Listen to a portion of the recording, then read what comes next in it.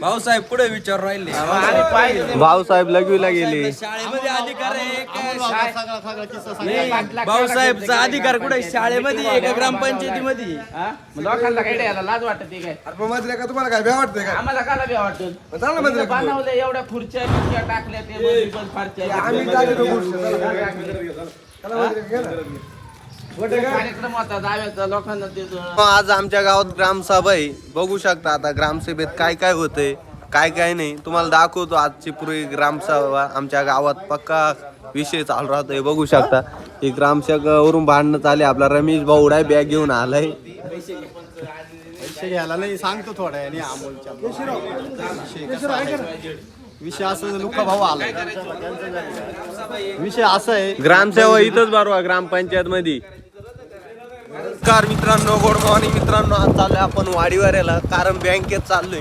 तुम्हाला कशाला चाललोय ते पण सांगतो. तर तुम्ही मित्रांनो टकल्या का बघत असाल तर मित्रांनो आज आपण टकलं केलंय, गाडी गेली, पुराणात विषय. आणि आता आपण हे बघू शकता आपल्या चाललोय वाडीवाऱ्याकडं. हे बाईक आहे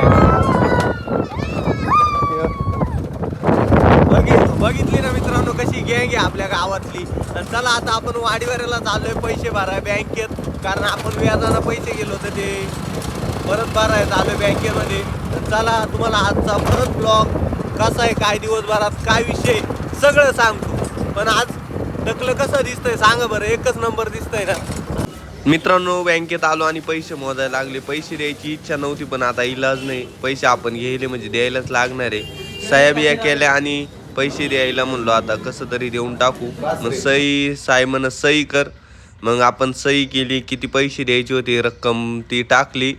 चला म्हणलो आता एकदाचं व्याज थोडं थोडं कमी करू. आपण घेतलं 20,000 रुपये बँकेकडून पण आता 4,000 रुपये आपण भरू राहिले. बघू शकता हे डोळ्यातून पाणी पडू राहिलं. असं वाटतं कशाला ते व्याजानं पैसे घेतलं कारण आता भरायची इच्छा नाही. भरावा पैसे नाही भरायला पण त्याच्याकडून उसने घेऊन पैसे भरू राहिले. बघू शकता तुम्ही मित्रांनो. चला मग आता पैसे भरून चाललो घरी. आपण फायनली आपण पैसे भरलेले. आता आपण चाललोय पावडे खायला. चला पुढं चाल इकडं.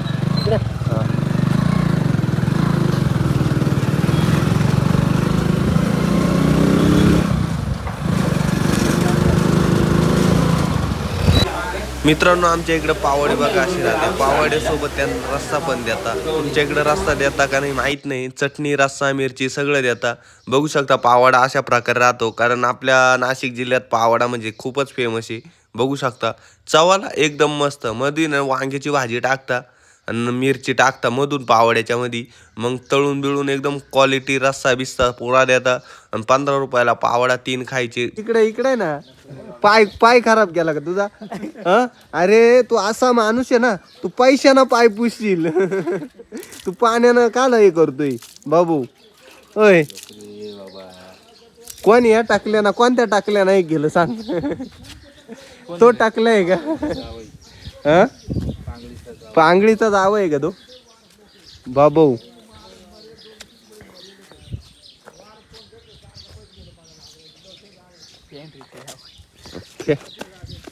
पॅन्ट्रीचा जावं आहे कोणी? हा काय इकडं यो भाऊ म्हणलं. मित्रांनो आता आम्ही आलोय गावात. बघू शकता इथं कशी गँग आहे. आखी टकली गँग आहे इथं. चला जय हिंद जय महाराष्ट्र. अजून तुम्हाला गावातल्या कारामध्ये दाखवतो. हे आमच्या गावचे डॉक्टर आहे. नुसते फिरतीवर राहते. का नाशिकला काला जातोय? आवा पाहाला.